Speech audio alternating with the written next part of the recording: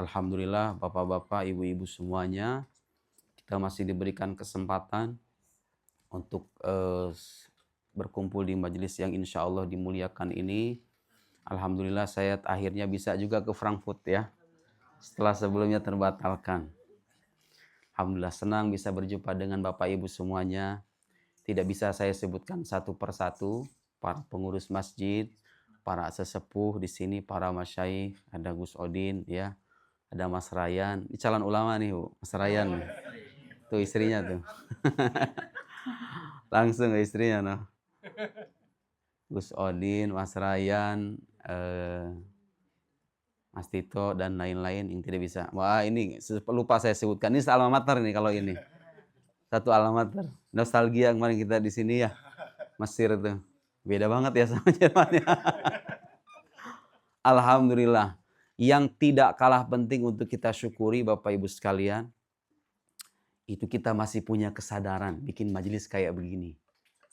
Itu bagi saya nikmat besar yang luar biasa. Di saat ada banyak orang di luar sana memandang apa yang kita lakukan tadi itu sebagai perbuatan terlarang. Itu ada Pak. Padahal niatan kita itu menggugah rasa cinta, ikatan emosional kita dengan kekasih Allah Subhanahu wa taala, Nabi Muhammad sallallahu alaihi wasallam. Itu nikmat yang sebagian orang nggak sadar. Jadi, Bapak Ibu sekalian, ini ajaran saya terima dari guru saya. Dan saya sangat terpukau dengan pesan-pesan semacam ini ya. Guru saya itu pernah bilang, ibadah itu bisa dibilang ada dua macam. Ada ibadah jasadiyah gitu ya, ibadah fisik, haji, umroh, puasa, apalagi sholat, udah pasti itu, ibadah fisik. Rata-rata orang kalau disebut ibadah yang terbayang di kepala dia itu ibadah itu, ya nggak? Iya, kebanyakan orang begitu. Tapi melupakan satu model ibadah lain dan itu pahalanya besar sekali. Ini kita nggak ngarang-ngarang ya, Nabi sendiri yang ngasih panduan semacam ini. Yaitu ibadah qalbiyah, ibadah hati. Ibadah hati yang sering dilupakan orang itu. Guru saya itu pernah bilang gini Bu. Dzarrah minal hub ta'dil jibal minal a'mal. Setetes cinta, kita ibadah nih. Ibadah sholat sunnah dengan seluruh keterbatasannya itu. Tapi kalau kita tunaikan dengan spirit rasa cinta kepada Tuhan, itu bisa menandingi segunung amal kebaikan yang dilakukan tanpa spirit cinta itu. Jadi ibadah yang berkaitan dengan batin ini pahalanya besar. Apa buktinya? Apa buktinya bahwa ibadah yang batiniyah, yang kolbiyah itu, ibadah kalbu itu, pahalanya besar, justru itu yang sering hilang dari kehidupan beragama kita. Jadi suatu ketika Nabi itu pernah didatangi sama seorang Bu. Saya di rumah Bu Yulia itu sempat ngobrolin hadis ini. Saya bilang, Ibu, sekarang kita ini kalau kita lihat amal kebaikan kita, kayaknya kagak ada yang sempurna, ya kan? Pak, saya mohon maaf meskipun sebagai ustadz, belajar agama lama, ngarang banyak kitab. Tapi saya kalau ketemu sama Gusti Allah, saya udah nakar-nakar, itu kayaknya nggak bakal bisa itu. Nggak bakal bisa diandelin itu. Jadi kalau saya pulang sama Gusti Allah, apa Nuruddin kamu datang dengan apa? Dengan mu'allafat, dengan karangan-karanganmu, dengan itu? Enggak. Semua itu perasa pada akhirnya sholat kita, amal kebaikan kita, kagak ada yang sempurna itu. Kami diajarkan oleh guru-guru kami untuk menanamkan kehambaan dan kerendah hatian. Kalau kita berjumpa sama Gusti Allah, jangan sekali-kali menyodorkan amalan. Ini sholat hajiku 50 kali ya Allah. Sama umroh jadi mutawif, jadi tour leader gitu kan.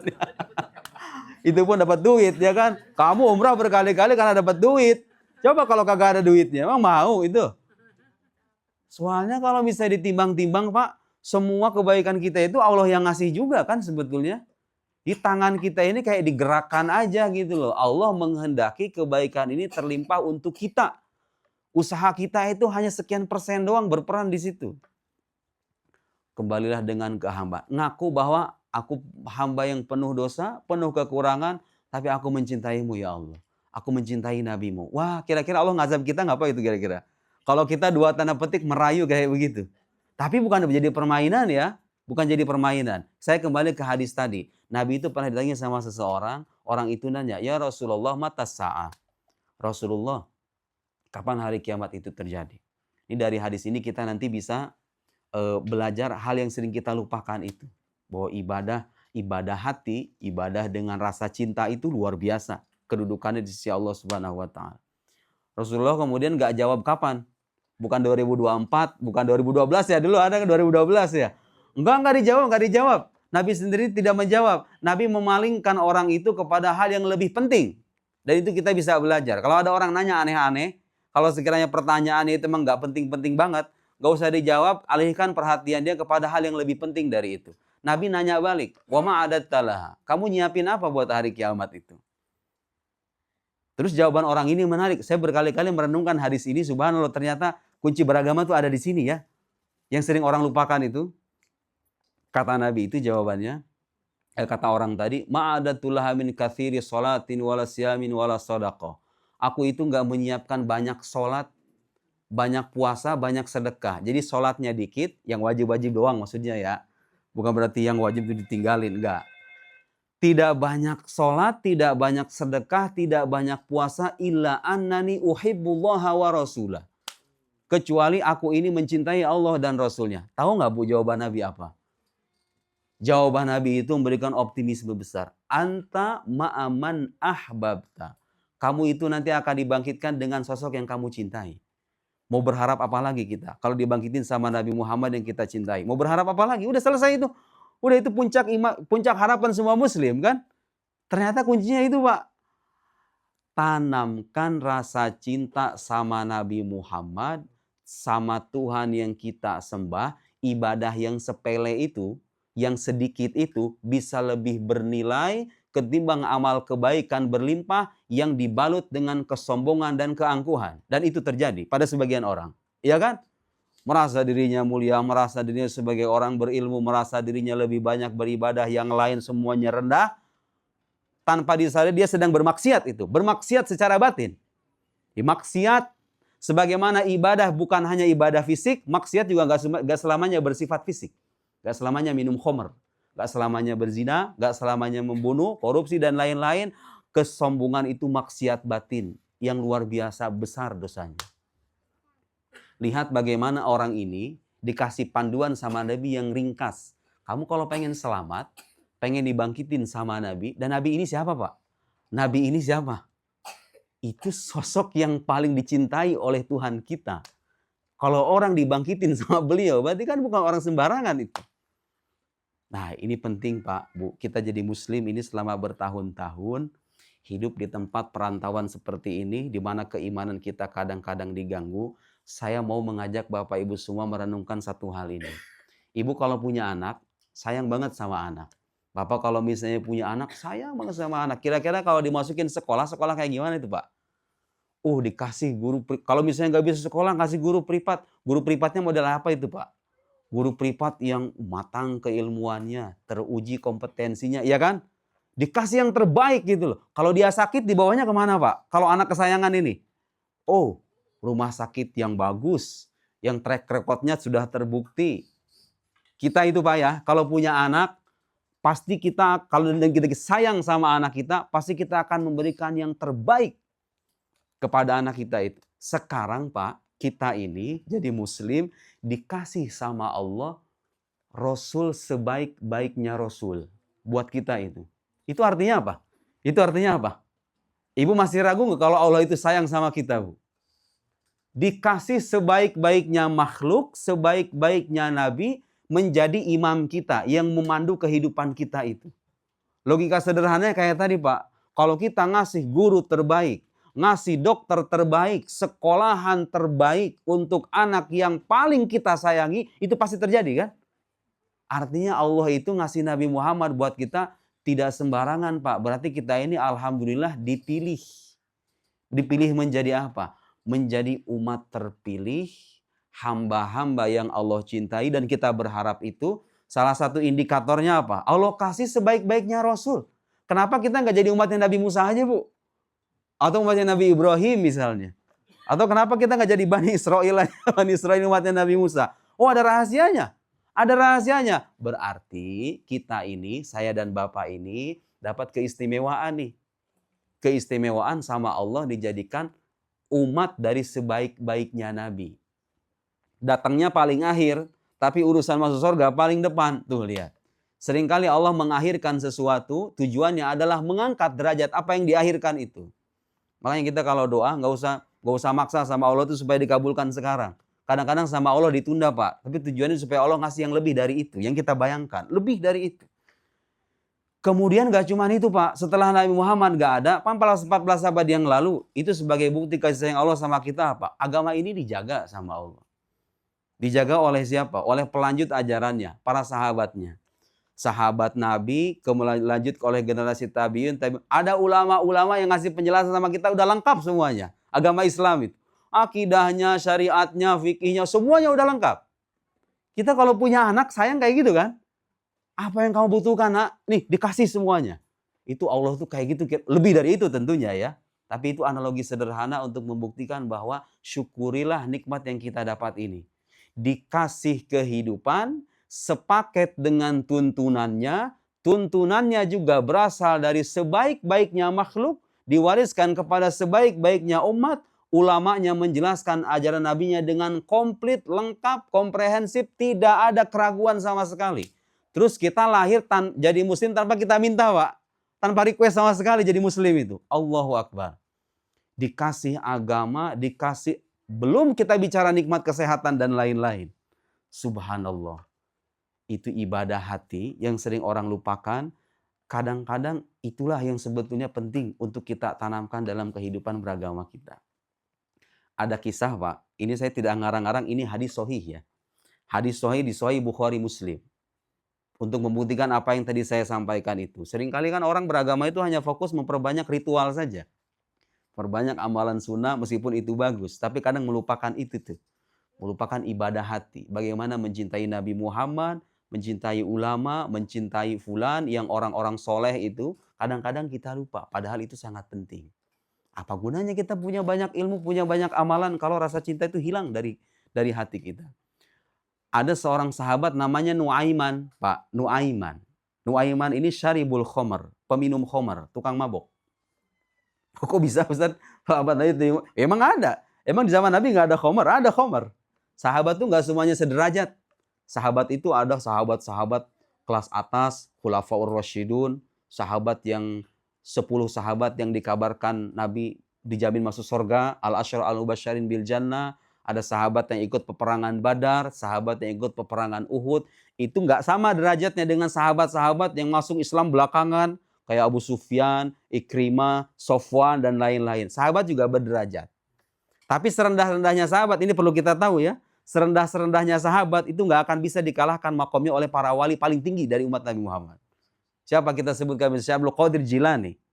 Nggak bisa itu dibandingkan dengan awam dari sahabat. Sahabat itu semuanya levelnya di bawah Nabi. Baru kemudian disusul oleh para aulia, orang-orang soleh dan lain-lain. Itu keyakinan Ahlus Sunnah wal Jamaah. Beda dengan keyakinan orang-orang Syiah. Dan saya sering dituduh Syiah. Orang Syiah itu meyakini sahabat yang paling mulia itu Ali bin Abi Thalib. Orang yang paling berhak menjadi imam setelah Nabi itu Ali bin Abi Thalib. Dan keturunan Ali bin Abi Thalib semuanya maksum katanya, terjaga dari dosa. Orang Syiah itu keyakinan begitu. Karena Ali itu yang paling berhak menjadi khalifah, maka Abu Bakar, Umar, Utsman itu menggosob, mengambil hak milik Ali. Makanya mereka suka mencaci maki sahabat. Itu bukan ajaran kita. Meskipun kita nggak mengkafirkan mereka ya. Itu ajaran menyimpang, tidak sesuai dengan panduan yang kita pelajari dari para ulama kita. Mazhab Ahlus Sunnah wal Jamaah, as-sahaba radhiyallahu anhum kulluhum udul. Semuanya adil, semuanya terpercaya, semuanya orang mulia tanpa terkecuali. Kembali ke cerita sahabat tadi, Pak. Nuaiman, ada itu kisahnya. Nuaiman ibn Amr, syaribul khamar. Suatu ketika para sahabat itu mencaci maki dia. Karena dia suka minum khamar. Ada yang ngelemparin pakai sendal, ada yang ngelemparin pakai batu, dan lain-lain. Ada seorang ngomong sama Nuaiman, la'anakallah. La'anakallah itu artinya semoga Tuhan melaknat kamu. Gara-gara dia kerjaannya minum khamar itu. Tahu jawaban Nabi itu apa? Subhanallah. Ini saya bicara siapa, Pak? Saya nggak bicara Abu Bakar, Umar, Uthman, Ali. Yang orang-orang soleh. Ini bicara Nuaiman yang dalam riwayat disebutkan sebagai syaribul khamar, peminum khamar. Jawaban Nabi, la taf'al fa innahu yuhibbullaha wa rasulah. Jangan lakukan itu sama Nuaiman. Nuaiman itu mencintai Allah dan Rasulnya. Oh, kan minum khamar. Gimana ceritanya orang minum khamar tapi mencintai Allah dan Rasulnya? Pasti Anda bertanya begitu kan? Oh, ternyata jawabannya ada orang-orang, Pak, berdosa itu bukan karena kemauan dan upaya kita membangkang kepada Tuhan. Ada orang-orang yang berdosa dan dia sebenarnya tidak menikmati dosanya. Cuma karena kelemahan dia melawan hawa nafsunya. Dia itu sebenarnya merintih. Hatinya merintih dan ingin lepas, cuma dia belum bisa. Kan ada orang-orang kayak gitu tuh. Kayak dia semacam semi terpaksa gitu loh. Sebenarnya terpaksa beneran sih enggak gitu ya. Tapi semacam seolah-olah sulit memerangi hawa nafsu. Dia terjatuh sebagai bentuk kelemahan dirinya dalam memerangi hawa nafsunya. Ketika dia terjatuh, dia langsung ingat sama Tuhannya. Nah, orang-orang kayak gini, itu lebih gampang diampuni. Bukan kita mengentengkan maksiat loh ya. Habis ini jangan ada yang langsung beli bir. Kemudian dengan alasan aku cinta Allah dan Rasulnya. Astagfirullahaladzim. Kadang-kadang nih, ajaran begini suka disalahpahami. Oh enggak. Maksudnya bukan begitu. Maksiat adalah maksiat. Dosa adalah dosa. Enggak boleh dihalalkan. Enggak boleh dientengkan. Maksudnya kalau udah terlanjur ini mah. Kalau udah terlanjur. Soalnya begini Pak. Ternyata saya setelah baca hadis Nuaiman. Ingat cerita sama mahasiswa kemarin tuh. Waktu di Bremen. Ada cerita sama saya. Saat itu saya juga heran, teman-teman saya katanya habis minum khamar nggak pada sholat. Emang kenapa? Soalnya ada hadis yang bilang katanya sholatnya 40 hari nggak bakal diterima. Ya ngapain saya sholat? habis minum khamar tuh jadi kagak sholat. Coba itu, lihat narasi dakwah yang suka menakut-nakuti, bikin orang kagak sholat itu. Itu ustadznya salah, karena dia sering dengar ceramah di YouTube katanya ada ustadz bilang. Kalau habis minum khamar, sholatnya nggak diterima 40 hari. Pernah dengar kan? Memang ada hadisnya betul, tapi penjelasannya nggak begitu gitu loh. Itu dia gara-gara dengar hadis itu. Ngapain gua sholat kalau begitu? Gak keterima juga ya kan? Sia-sia juga katanya. ada orang kayak gitu. Lihat Pak, narasi keagamaan yang salah akan melahirkan perbuatan dan sikap yang salah. Atau kata saya, atau kalau gitu mah nambah dosa di atas dosa itu mana namanya? Dia minum khamar kan dosa tuh. Mungkin kalau dia sholat kan dosanya diampuni. Lah dia meninggalkan sholat dosanya lebih besar dari minum khamar. Meninggalkan sholat itu dosanya lebih besar ketimbang minum khamar itu sendiri. Lihat Pak. Itu mirip-mirip kan kasusnya sama Nuaiman itu. Dilaknat sama sahabat. Kan seolah-olah ada orang-orang ketika melihat orang berlumuran dosa. Dia ingin menutup pintu pertaubatan. Padahal Tuhan tidak pernah melakukan itu. Itu hadis yang bilang la yashrabul khamar rajulun min ummati fayaqbalallahu minhu salatahu arba'ina yauman au kama qala. Hadis riwayat Imam Nasai dan imam-imam yang lain. Ada hadis yang bunyinya kayak gitu. Maksudnya itu bukan berarti kagak salat. Kewajiban salat itu enggak lepas. Maksudnya kata para ulama, Imam Nawawi misalnya ngasih jawaban. Bahwa yang dimaksud itu dia kehilangan pahala. Dan itu sebetulnya sengaja sebagai alarm supaya orang tuh nggak mendekati khamar gitu loh. Kamu kalau misalnya sholat, bisa-bisa sholat kamu itu nggak diterima. Tapi ada ulama lain yang menyebutkan, itu selama dia belum bertaubat. Kalau orang minum khamar, habis minum khamar, Allahu Akbar, sholat isya misalnya. Belum taubat. Tapi dia sholat memenuhi syarat dan rukun. Kalau sholat memenuhi syarat dan rukun, ya sholatnya sah gitu loh. Kalau bicara sah ya sah ya. Tapi soal diterima atau enggak, nah ada ulama kalau orang belum bertaubat, sholatnya enggak diterima. Pahalanya hilang. Tapi minimal kan dia menggugurkan kewajiban harus sholat. Jadi kewajiban harus sholat itu tetap ada melekat dalam diri dia gitu loh. Bukan berarti kalau misalnya minum khamar enggak diterima sholatnya, enggak usah sholat. Oh enggak. Nanti Anda akan ditanya juga tuh. Anda udah minum khamar meninggalkan sholat lagi. Dosanya lebih besar lagi. Jadi ada ulama yang menyebutkan bahwa dia dalam keadaan tidak diterima itu dalam arti tidak diterima dalam arti mutlak, tidak diterima secara sempurna pahalanya. Dikorting lah bahasanya kita itu. Lihat kan? Dikorting. Soalnya ada ayat Quran banyak Pak yang menunjukkan bahwa Allah itu mengampuni semua dosa, termasuk tentunya meninggalkan sholat. Tapi kodok sholat tetap wajib ya. Yang pernah meninggalkan sholat 10 tahun, 20 tahun, saya mau menyampaikan bahwa itu kewajiban sholat nggak lepas. Bapak Ibu kalau yang punya pengalaman kayak gitu, mulai sekarang biasakan sholat 2 kali. Zuhur 1 sholat ada, sholat yang wajib gitu ya. Setelahnya sholat qadha, 2 kali.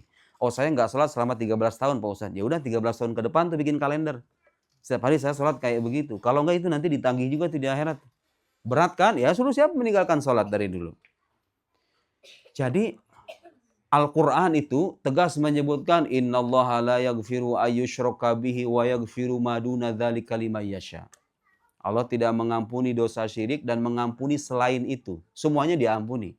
Kemudian ada ayat yang tidak kalah tegas, qul ibadiyalladzina asrafu ala anfusihim la taqnatu min rahmatillah innallaha yaghfiru dzunuba jami'a. Allah mengampuni semua dosa. Tuh, Quran.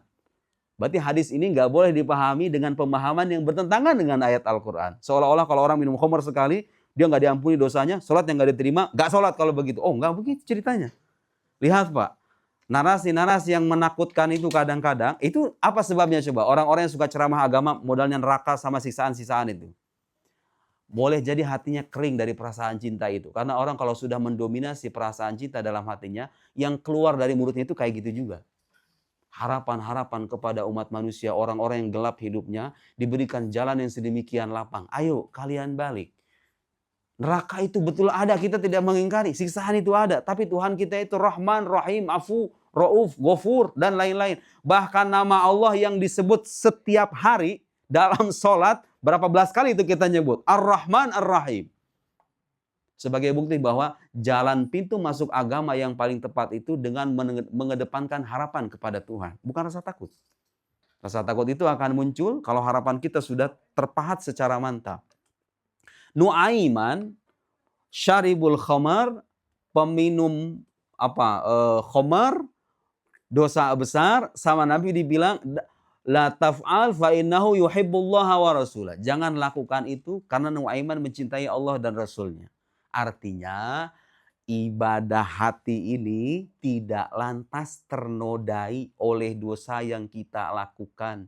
Kalau dosa itu betul-betul kita sesali dan tidak kita lakukan sebagai bentuk pembangkangan sengaja kepada Tuhan. Kan ada dosa-dosa kayak gitu ya. Ada orang-orang yang dia berdosa, dia menikmati dosanya, dia sengaja membangkang perintah Tuhannya, sombong kepada Tuhannya. Itu yang bahaya kayak gitu. Orang-orang yang berdosa, gelap hidupnya, sementara hatinya senantiasa berharap menginginkan ampunan Allah Subhanahu wa ta'ala, berlaku bagi dirinya ayat-ayat yang memberikan harapan. Qul li'ibadiyalladzina asrafu ala anfusihim. Katakan kepada hamba-hambaku yang melampaui batas. Melampaui batas. Bukan hanya sekali dua minum khamar. Minum khamar tiap hari. Melampaui batas. Masih dipanggilnya hambaku. Subhanallah. Allah masih manggil hambaku. Bukan musuhku. Sementara kita kadang-kadang memusuhi orang-orang kayak begitu. Oh, itu ajaran Islam. Itulah ajaran Islam yang sungguhan kayak begitu. Oh, sebesar apapun dosa, dibandingkan dengan rahmat dan ampunannya, itu tidak akan pernah sebanding. Innallaha yaghfiru dzunuba jami'a. Allah mengampuni semua dosa. Jadi, mari sama-sama kita syukuri ini nikmat yang luar biasa, merasakan rasa cinta kepada Nabi Muhammad sallallahu alaihi wasallam, cinta kepada ulama, Ibu. Banyak sekarang anak-anak gak punya perasaan itu. Cintanya sama YouTube, sama TikTok, sama tokoh-tokoh, macam-macam lah itu, anak-anak itu. Sudah kehilangan kompas kehidupan. Gak ada keteladanan. Soalnya bapak ibunya juga kayak gitu. Ya kan? Mohon maaf, sorry to say. Tapi itu fakta. Bukan di sini, di sono. Di Indonesia kadang-kadang. Bapak ibunya ya main TikTok. Bapaknya juga kayak begono. Berharap anaknya jadi ulama, orang soleh. Semoga kamu jadi orang soleh ya nak. Lah bapaknya kayak gimana dulu kan? Pohon tidak, apa katanya? Buah tidak jatuh jauh dari pohonnya. Ya benar itu. Jadi itu ibadah hati. Saya mendapati, ibu barangkali belum pernah mendengar ini. Selama ini kita melihat Tuhan kita itu sebagai sosok yang menakutkan, yang azabnya sangat pedih. Dia akan, kalau kita masuk kubur, ibu kalau disebutkan dengan siksaan kubur yang terbayang di kepala kita, ada kalajengking, ada ular, kita dipatok, kita disiksa dan lain-lain. Aduh ibu, kita ini selama ini diwarisi pemahaman agama yang kayak gini, jadi kita beragama itu takut.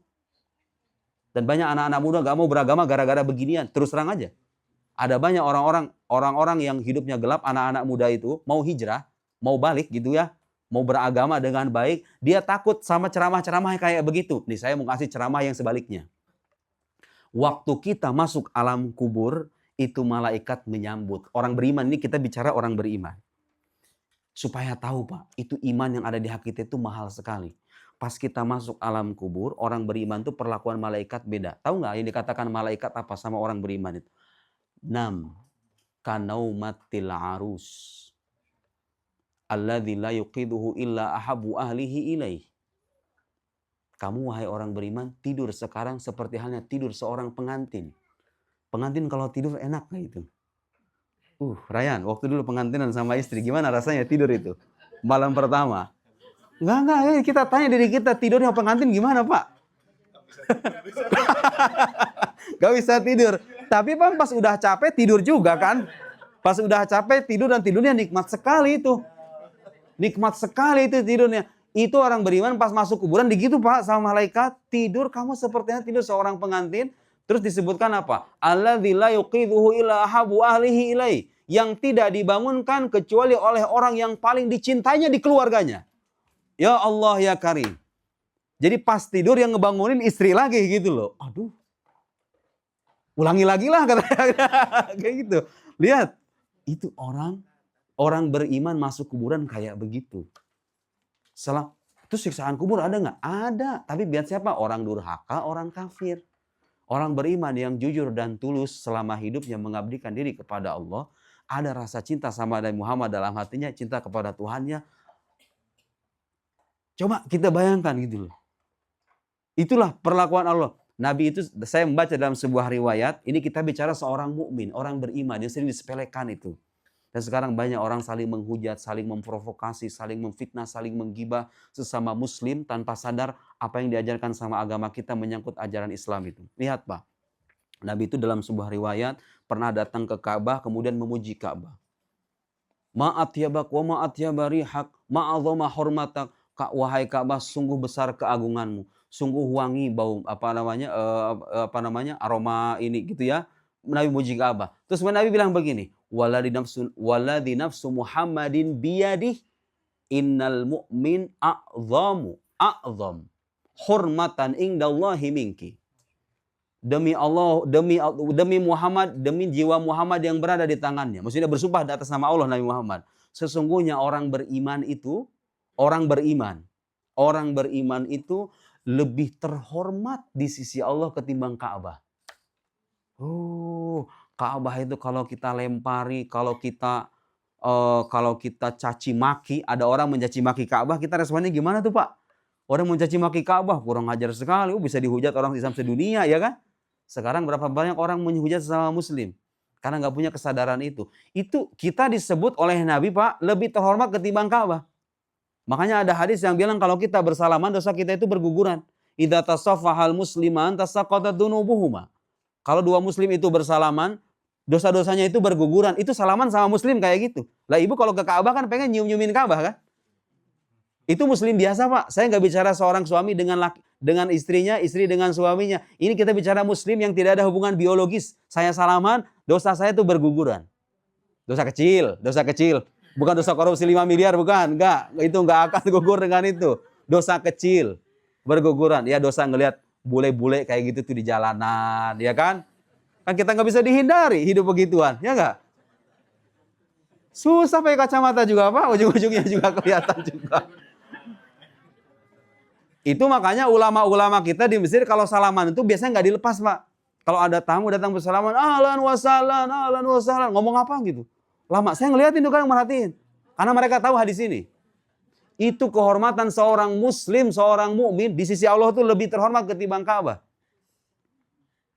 Itu yang perlu kita syukuri Pak. Bukan cuma itu, kita ini jadi umatnya Nabi Muhammad sebaik-baiknya Nabi lagi. Itu Nabi mengajarkan begitu. Coba bayangkan orang Islam kalau punya kesadaran kayak gitu. Saya nggak berani tuh caci maki sama muslim. Bahkan guru saya itu ada guru saya di Mesir itu, Syekh Yusri. Beliau itu kan punya akun YouTube gitu ya, pengikutnya banyak. Sering dia caci maki juga tuh sama sebagian orang, sebagian kelompok gitu. Kata beliau apa? Saya kalau di akhirat nanti ketemu sama Allah, terus dikasih kesempatan, mau nggak kamu istilahnya meminta? Kan biasanya begitu dosa kita sama muslim itu, kebaikan mereka itu ditumpahkan ke kita gitu loh, sebagai kita yang dizolimi ini. Itu Bu, dikasih kesempatan nanti di akhirat itu. Makanya hati-hati suka berbuat zalim ya. Nanti kalau orang berbuat zalim kepada orang lain, kebaikannya itu ditumpahkan kepada orang yang dia zolimi. Kata beliau, saya kalau dikasih kesempatan kayak gitu, nggak akan meminta kebaikan dari mereka, nggak akan meminta balas dendam kepada mereka, saya akan memaafkan semuanya. Itu orang kalau dipenuhi dengan perasaan cinta kayak begitu. Nggak ada rasa dendam kepada muslim sama sekali. Semuanya dimaafkan. Mau yaitu yang menzolimi, kata beliau, yang mau memuji marhaban, yang mau mencaci marhaban. Semuanya umat Nabi Muhammad sallallahu alaihi wasallam. Dan muslim, hatta walau kana asian, sekalipun dia ahli maksiat. Lihat itu Nuaiman. Sekalipun dia ahli maksiat, dia muslim, ada keimanan dalam hatinya.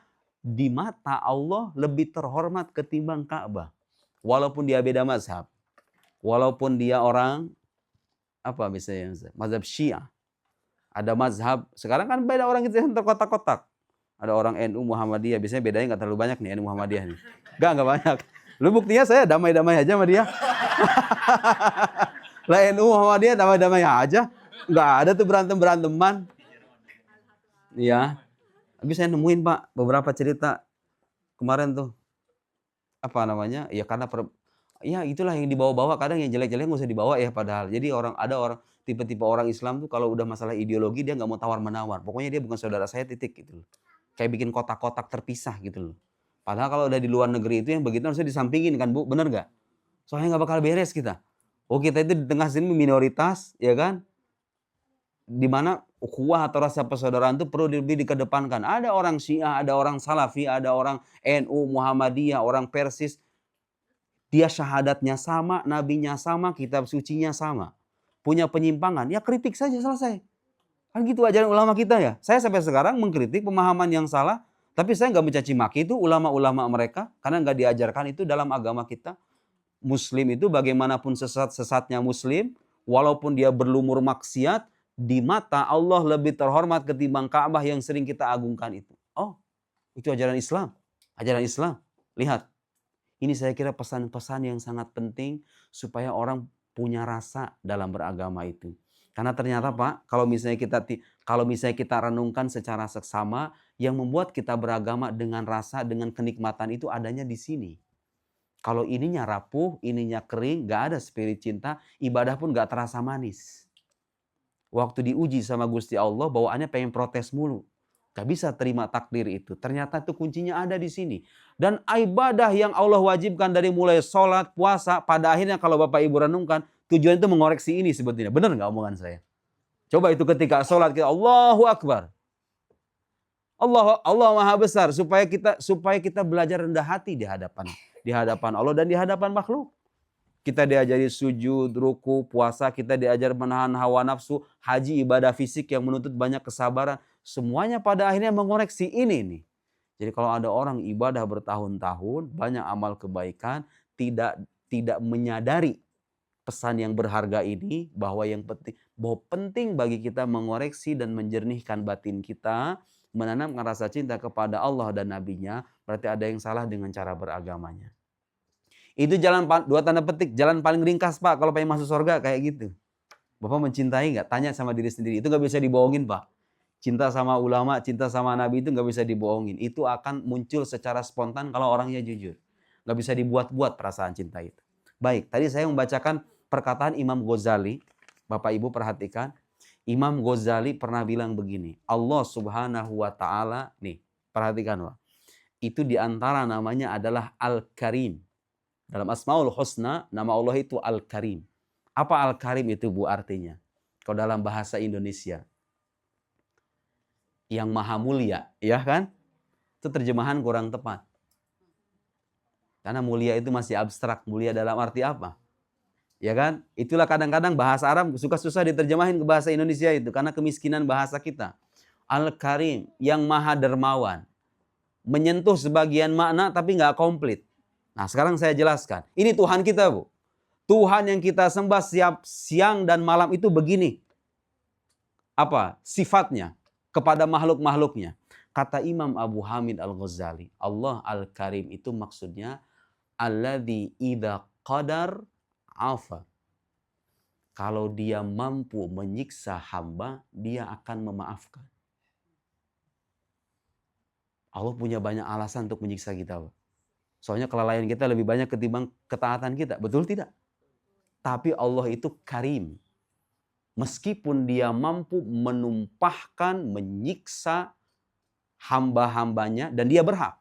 Karena kita ciptaannya. Mau diapa-apain juga boleh-boleh aja. Ibu kalau punya barangnya mau dibanting, mau dilempar, terserah kan. Orang gak bisa protes kan. Lah kita ini milik Tuhan. Tuhan mau masukin kita ke neraka, walau udah ibadah bertahun-tahun, dia bisa saja. Wong kita miliknya kok. Gak bisa dibilang Allah berbuat zalim. Lah zalim itu kalau milik orang lain.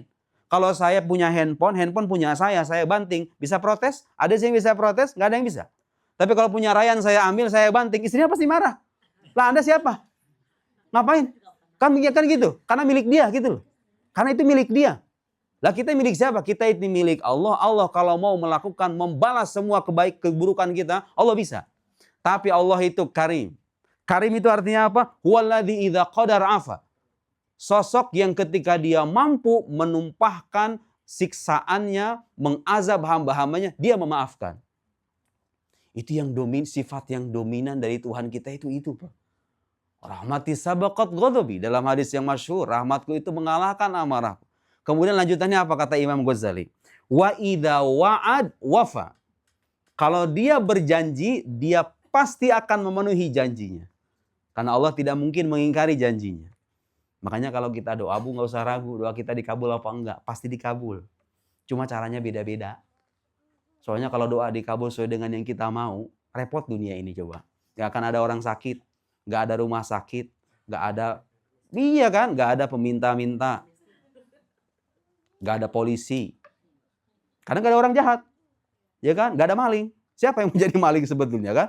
Tapi karena ada orang-orang keadaan terpaksa, gak ada orang yang ya gak ada kezaliman, gak ada keburukan. Pada akhirnya hidup ini akan garing dan datar, gak ada maknanya lagi udah.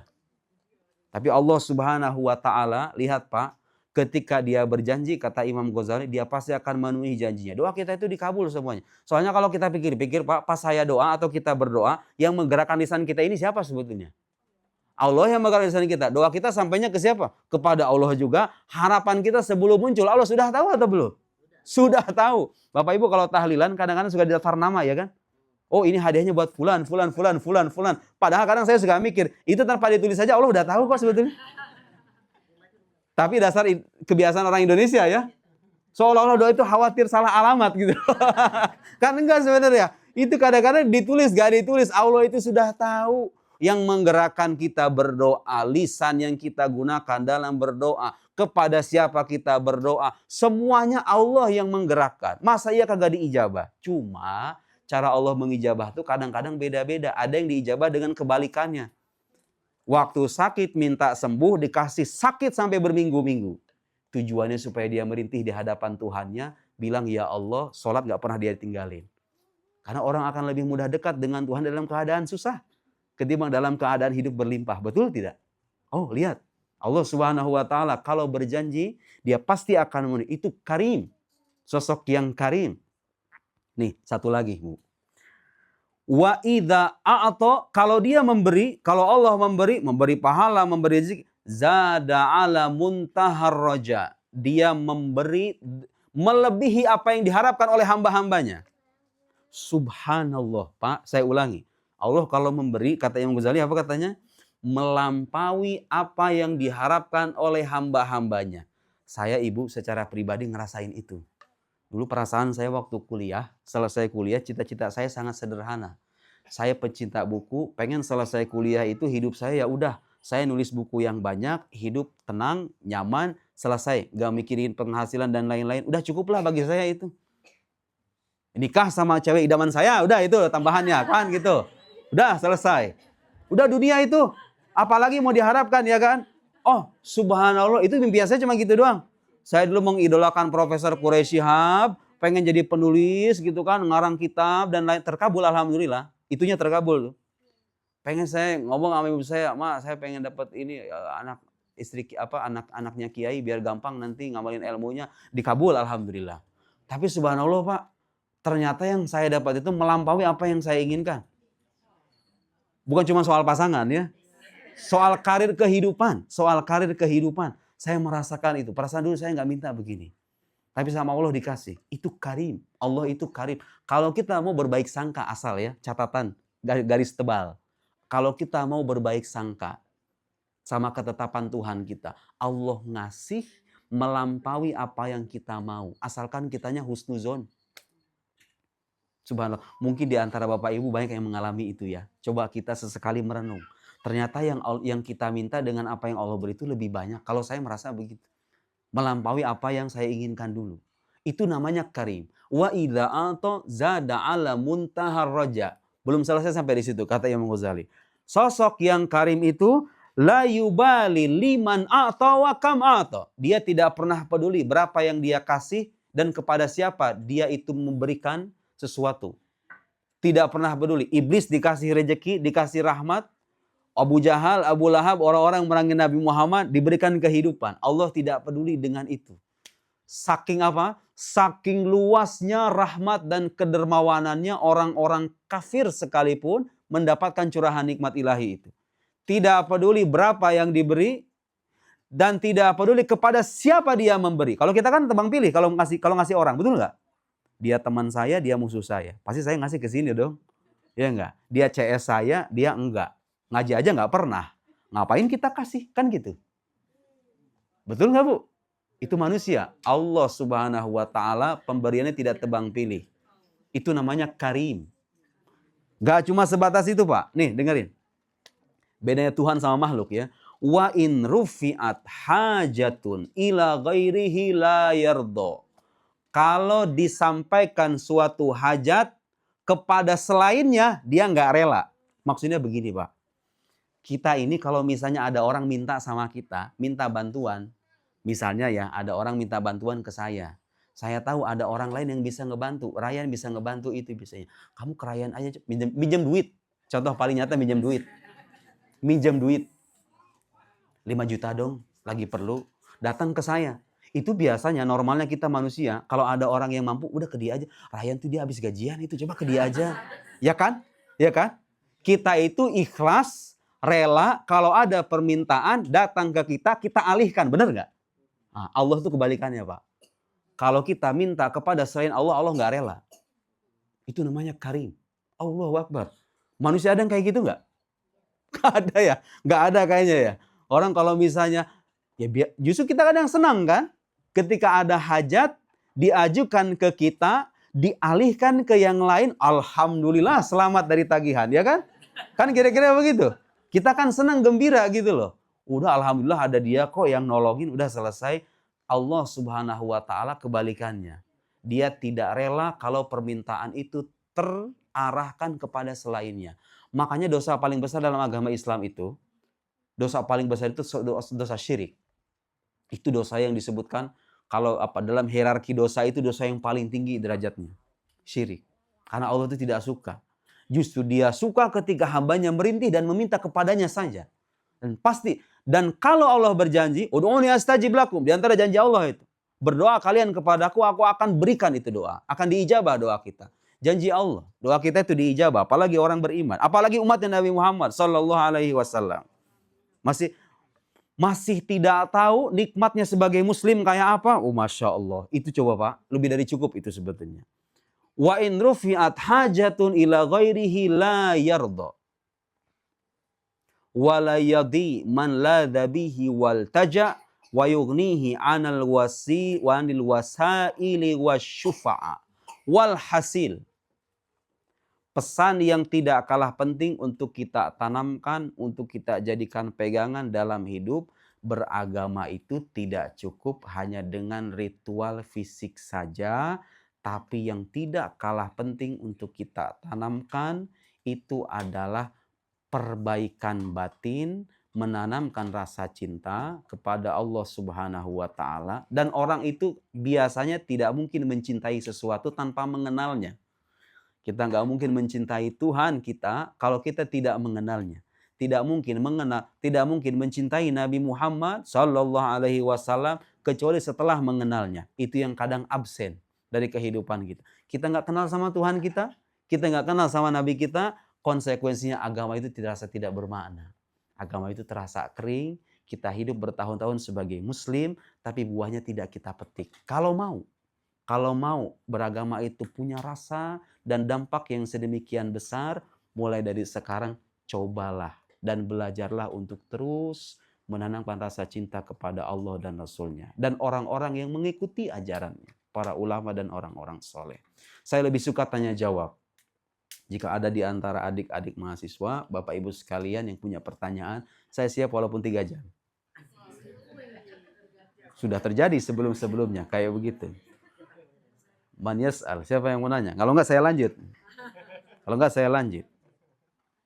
Ibu, saya itu sebenarnya nggak cocok ceramah itu, benar terus terang aja. Bukan tipe orang yang bisa ceramah seperti orator-orator, nggak bisa saya. Memang backgroundnya bukan itu. Tapi disuruh ceramah mau gimana lagi kan? Ya sudah menyampaikan apa yang saya bisa. Silakan Ibu atau Bapak. Iya, tafadhol. Waalaikumsalam warahmatullahi wabarakatuh. Ya. Itu perkataan Rasulullah ya Ustaz. Naam, fil hadis. Nah itu kapan dan bila mana kita tuh misalnya ingin menunjukkan seseorang kemaksiatannya gitu loh Ustaz. Maksudnya metodenya Rasulullah itu kalau digali dari situ tuh bagaimana gitu Ustaz. Kan kita nggak sembarangan juga ya, misalnya ke orang yang sudah kenal misalnya dia serobah banget gitu kan. Oh enggak, bukan Nabi yang bilang, bukan Nabi yang bilang. Bukan Nabi yang bilang, udah masyhur gitu di kalangan sahabat. Ini orang suka mabok. Udah masyhur di kalangan sahabat. Cuma sahabat itu mencaci maki, ada yang ngelempar sendal, mereka pakai bebatuan, ada yang bilang, la'anakallah, Tuhan melaknat kamu wahai Nuaiman. Kata Nabi, la taf'al, jangan lakukan itu. Fa innahu yuhibbullah wa rasulah. Hatinya itu cinta sama Allah dan Rasulnya.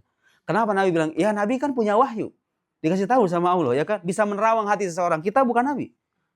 Gak usah tahu gitu kan dengan keadaan seseorang. Gitu kan? Artinya begini, paling tidak Bu, itu mengajari kita berbaik sangka sama semua orang. Orang segelap apapun hidupnya, boleh jadi hatinya itu masih ada iman dan dia masih punya harapan sama Tuhan. Jangan kita putus gitu loh harapannya. Kita kasih kesempatan. Kemarin saya banyak dapat cerita-cerita aneh-aneh di sini itu. Ada orang Indonesia yang katanya satu rumah sama satu kelamin gitu ya. Ya iya, nikah satu kelamin lagi. Sesama jenis, astagfirullahaladzim. Ngomongnya itu loh. Sesama jenis. Ih, aneh-aneh itu. Bu, kalau nemu yang kayak gitu saran saya jangan dijauhi, diajak. Soalnya semakin dijauhi, bukan diajak begituan, bukan. Bukan. Astagfirullahaladzim. Bukan diajak begituan. Soalnya kadang-kadang orang kayak gitu tuh semakin dijauhi, semakin menjadi-jadi. Tapi semakin kita rangkul, semakin terbuka hatinya. Liya antah dia rojulan wahidan khairun laka min humrin na'am. Kata Nabi, kamu memberi hidayah satu orang itu lebih baik ketimbang mendapatkan onta merah. Onta merah itu di zaman Nabi itu onta paling bergengsi. Onta paling mewah. Itu lebih besar pahalanya. Jadi ada orang-orang yang gelap itu. Dan itulah rata-rata ada orang-orang, saya lihat itu. Mereka itu hidupnya gelap, pengen balik tapi gak punya tempat gitu loh. Pengen tobat sebetulnya, cuman kita kadang-kadang gak bisa memberikan tempat untuk mereka. Akhirnya apa? Ya sudah mereka hidup di situ. Nauzubillahnya itu sampai mati di situ gitu loh. Kan kita, lihat bagaimana Nabi mengajari kita. Ibu, saya di masjid itu diajarin kayak beginian. Guru saya itu orang yang soleh, bukan suka mengentengkan perbuatan maksiat ya. Tapi inilah spirit ajaran Islam yang membuka rahmat bagi semua orang. Bahkan beliau pernah bilang gini, ini ungkapan yang berkali-kali saya ucapkan tapi ini penting. Kata beliau, Muslim yang ahli maksiat. Saya nggak bilang Muslim yang soleh, sholat 5 waktu, kemudian tidak pernah minum khamar, tidak pernah berzina, dan Muslim ahli maksiat. Hidup di tengah orang-orang yang tidak beriman. Huwa wali min awliyaillah. Muslim ahli maksiat, hidup di tengah orang-orang yang tidak beriman itu wali Allah, Bu. Derajatnya sangat tinggi itu di mata Allah itu. Dibandingkan dengan orang-orang yang tidak beriman itu. Artinya apa? Orang-orang seperti Bapak ini, yang istiqomah sholat 5 waktu, apalagi subhanallah kan, tradisi yang positif semacam ini terus dilangsungkan, menjaga ibadah, menjaga agama, memegang teguh keimanan, yang pakai jilbab senantiasa pakai jilbab, yang belum pakai jilbab tetap itu saudara kita, tidak boleh kita pandang dengan sebelah mata ya. Semuanya adalah muslim yang dalam pandangan agama kita sangat dimuliakan. Ternyata itu. Saya baru sadar, semasa saya mondok saya belum pernah dengar ungkapan kayak gini nih. Bahwa muslim sekalipun dia, nah itu ternyata ada juga ulama besar tuh, Syekh Abdul Hasan Syadzili bilang, "Lau kushifa nurul mu'min laghatta nura syams." Seandainya cahaya orang beriman itu disingkap, cahaya syahadat kita yang di hati ini Bu, seandainya disingkap itu kelihatan, itu niscaya cahaya itu bisa mengalahkan cahaya matahari. Yang sedemikian terang benderang itu. Itulah terhormatnya seorang muslim. Walau beda mazhab. Walau beda mazhab, walau beda ormas. Kok kesini? Enggak beda. Walau beda ormas, beda mazhab, muslim. Tertanam dalam dirinya iman kepada Allah dan Nabi Muhammad di mata Allah. Walau dia bergelimang maksiat, lebih terhormat dibandingkan orang-orang tidak beriman, itu walinya. Subhanallah. Saya suka menceramakan hal semacam ini karena inilah yang buat orang sadar tentang pentingnya beragama. Oh, ternyata agama yang diwariskan oleh orang tua saya itu pentingnya ini ya. Bisa mengoreksi hubungan sosial. Bisa mengoreksi mental. Sekaligus memperbaiki hubungan kita dengan Tuhan pencipta alam yang telah menciptakan kita. Itulah agama. Di saat kita tertekan dan terhimpit, agama memberikan kekuatan iman itu pada akhirnya. Di saat kita risuh, di saat kita berkonflik, bersengketa, agama menyadarkan. Itu saudara Anda. Dia bergelimang maksiat, dia beda mazhab, beda pemahaman, itu saudara Anda. Bagian dari umat Nabi Muhammad sallallahu alaihi wasallam. Ulama-ulama yang mengajari ajaran semacam ini tidak pernah memelihara perasaan dendam, ingin balas dendam kepada orang-orang yang menghina. Saya juga pengen mengikuti ulama-ulama kayak gitu. Jangan sampai Pak, di hati kita ini ada rasa gondol sama muslim. Soalnya dendam itu sebetulnya kalau diluapkan melahirkan kepuasan, ya enggak? Kita dendam sama orang, terluapkan, mati loh sekalian. Puas kita. Tapi enggak memberikan kebahagiaan itu sebetulnya. Tahu enggak Bu yang memberikan kebahagiaan apa? Orang berbuat salah kita maafkan. Aku maafkan kamu sebelum kamu minta maaf. Itu luar biasa. Saya udah nyoba soalnya Pak. Saya udah nyoba itu. Yang begituan itu. Orang berbuat salah sama kita, mencaci maki, menggibah, memprovokasi macam-macam. Dalam hati kita bilang aku maafkan dia. Semoga dia menjadi orang baik, menjadi ahli surganya. Nikmat luar biasa bagi saya ya. Coba Ibu Bapak cobain. Yang berkonflik sama sesaudaranya ya, yang konflik itu. Ya saya sama istri saya suka berantem juga kadang-kadang, terus terang aja. Iya, tanya aja sama istri saya. Benar? Ya, Ryan pernah berantem sama istri kan? Udah akui aja. Kenapa? Karena kita bukan malaikat. Kita ini manusia punya salah, udah pasti itu. Tapi karena saya punya iman Bu, akhirnya apa? Saya tahu hadis Nabi yang mengatakan tidak boleh seorang muslim membiarkan saudaranya lebih dari 3 hari. Saya kalau berantem sama istri udah ngitung hari itu. Udah 3 hari nih. Masa iya sih gak maafan? Ya udahlah aku minta maaf. Dia minta maaf, udah selesai. Itu iman Bu. Urusan rumah tangga aja bisa selesai gara-gara iman itu. Itu yang kadang-kadang hilang dari kehidupan sebagian saudara-saudara kita. Makanya banyak kasus perceraian. Gak bisa nerima. Aku udah gak cocok sama dia. Bahkan bukan gak cocok. Dia gak mau belajar menerima aja.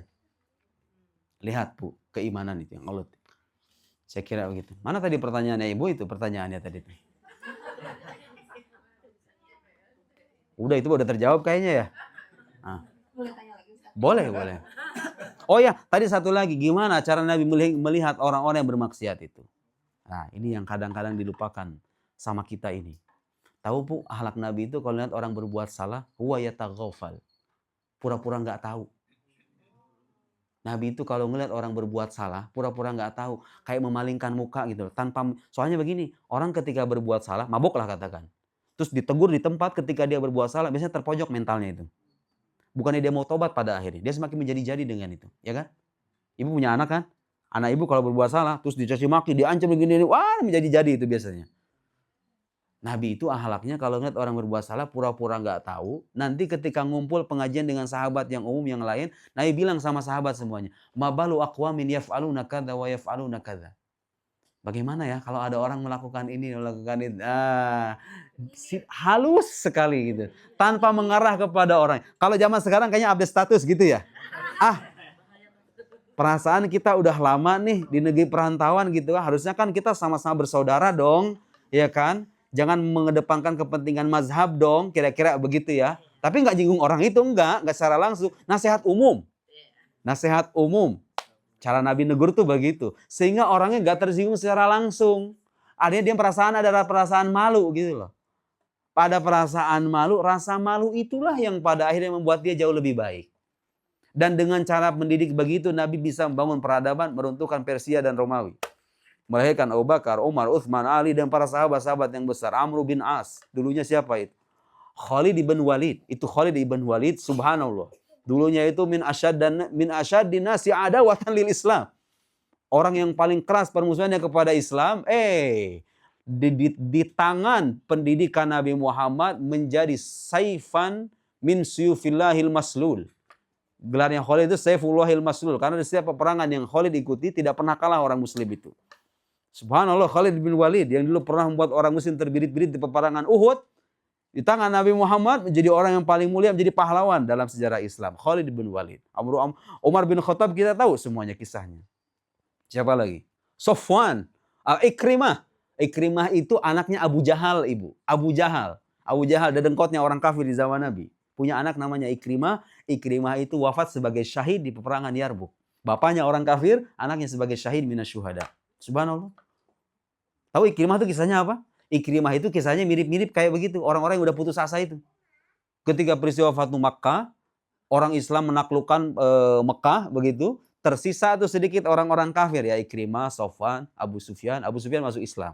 Sofwan masuk Islam juga sama belakang setelah peperangan Hunain. Ikrimah itu lari dia. Karena Nabi mengumumkan ada 4 orang dihalalkan darahnya. Karena 4 orang ini bikin ganggu terus. Ada 4 orang, diantaranya Ikrimah itu. Ikrimah itu sudah putus asa, akhirnya dia pergi ke laut. Mau pergi ke negeri mana gitu kira-kira. Akhirnya datang salah seorang sahabatnya bilang, Nabi Muhammad itu sosok yang begini-begini, dia akan memaafkan. Akhirnya Ikrimah karena dapat nasihat dan dikasih harapan tuh lihat. Dikasih harapan. Di puncak rasa putus asanya udah nggak mau tinggal di Mekah lagi. Karena Nabi Muhammad dan sahabatnya udah menguasai begitu. Di puncak keputusasaannya dikasih harapan balik. Datang ke Nabi Muhammad bersyahadat. Jadi orang muslim wafat sebagai syahid. Lihat. Nabi Muhammad SAW tuh bisa melahirkan manusia-manusia kayak begitu. Dengan model pendidikan yang banyak memberikan harapan kepada orang. Bukan mengedepankan sikap menakut-nakuti. Dan memutus harapan orang. Dari kembali kepada jalan yang benar. Saya kira begitu. Soal akhir, nah. Ini berarti bukti cerita Nabi memaafkan Ikrimah itu bukti bahwa Nabi itu berakhlak dengan akhlaknya Allah yang. Oh, naam. Setiap asmaul husna, Ar-Rahman, Ar-Rahim, Al-Malik, Al-Qudus, As-Salam, Al-Mu'min, Nabi Muhammad itu punya bagiannya. Jadi beliau itu disebut oleh sebagian ulama Majla al-Kamalatil Ilahiyah. Jadi 2 tanda petik. Penampakan dari sifat-sifat ilahi kalau mewujud dalam diri makhluk tuh kayak begitu. Paham gak maksudnya, Bu? Kalau pengen tahu, Allah Ar-Rahman kan?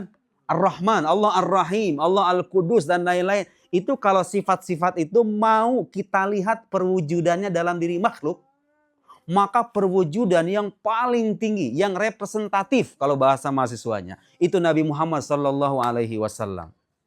Itu diantaranya Sofwan, tadi saya bicara Ikrimah. Masuk Islamnya kayak gitu tuh. Di puncak keputusasaannya, masuk Islam setelah dikasih harapan sama sahabatnya, setelah memperdengarkan akhlak Nabi Muhammad. Yang suka memaafkan orang itu.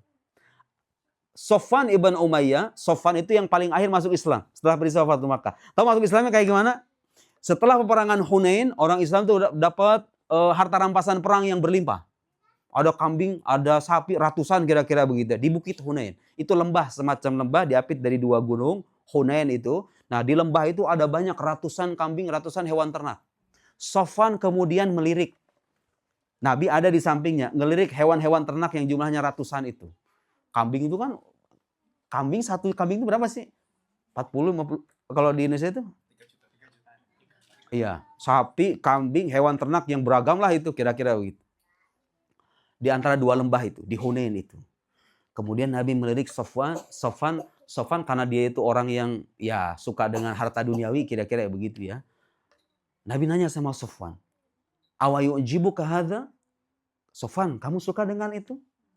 Terus jawaban Sofwan sambil mengangguk tentunya gitu kan, dengan ratusan hewan ternak gitu.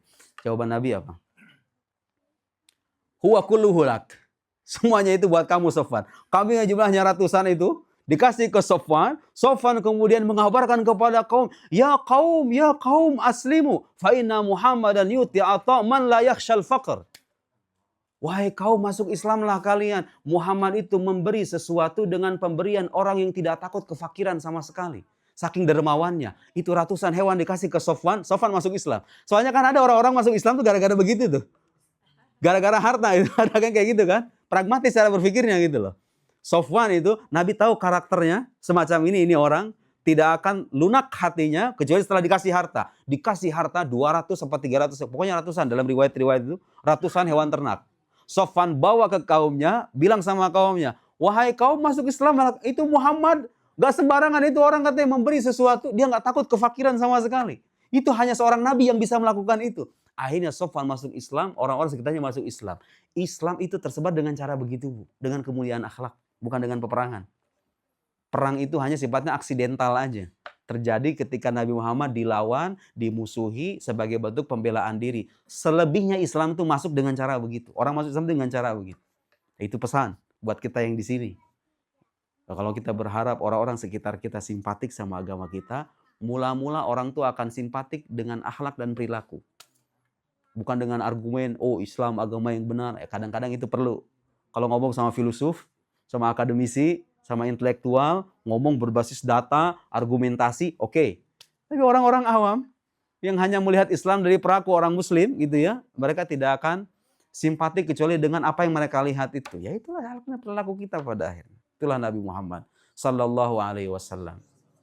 Perwujudan dari Al-Karim. Apa tadi katanya Al-Karim? La yubali liman a'ta wa kam a'ta. Tidak peduli kepada siapa dia memberi, tidak peduli berapa yang dia beri. Nabi Muhammad tuh kayak gitu. Bahkan di bulan Ramadan, dalam sebuah riwayat, Nabi itu ajwad ma yakun fi Ramadan. Kedermawannya itu paling menampak ketika bulan Ramadan. Kedermawannya itu dilukiskan seperti karihil mursalah. Seperti angin yang apa rihil mursalah itu apa artinya? Angin yang sepoi-sepoi. Angin itu kan biasanya nggak ada beban, Bu. Dia ke kanan, ke kiri. Nabi itu kalau ngasih kayak gitu. Kalau kita kan mikir dulu, tabungan buat besok nih. Saya masih punya keperluan juga. Coba ibu ada keropang masjid di sini. Pasti mikir-mikir. Ada 50 euro, ada 10 euro. Mana yang dikasih? 10 euro dong. Ya kan? Oh ada 1 euro. Nyempel di sini. Dah itu yang dikasih. Berarti kita bukan karim. Kita bukan karim. Dan sulit. Tapi minimal kita tidak bisa semuanya. Minimal kita belajar untuk mengarah ke sana. Kita bukan karim. Karena kalau ngasih itu mikir-mikir dulu. Panjang lagi mikirnya. Saya kira begitu. Itu ada bahkan kitabnya, Mas. Jadi bagaimana Nabi Muhammad itu digambarkan memiliki akhlak dari masing-masing Asmaul Husna itu. Itu ada kitabnya. Salah satu kitab yang diajarkan oleh guru saya, itu salawat yang beliau tulis, salawat al-yusriyah ala khairil bariyah. Itu salawat isinya begitu tuh. Jadi apa bagian Nabi Muhammad dari nama Allah yang ini? Apa bagian ini? Unik itu. Ada. Kita ada di mana? Oh, di pojokan. Bukan selevel. Supaya membandingkan aja, Pak. Supaya kita sadar diri bahwa yang kita lakukan selama ini tidak ada apa-apanya. Yang bisa kita harapkan di akhirat nanti apa? Syafaat Nabi Muhammad sallallahu alaihi wasallam. Kan katanya dalam sebuah riwayat Nabi itu dikasih kesempatan apa? Semua Nabi itu dikasih doa yang mustajab. Cuma Nabi Muhammad itu menyimpan doa itu sampai di akhirat nanti supaya bisa mensyafaati umatnya. Subhanallah.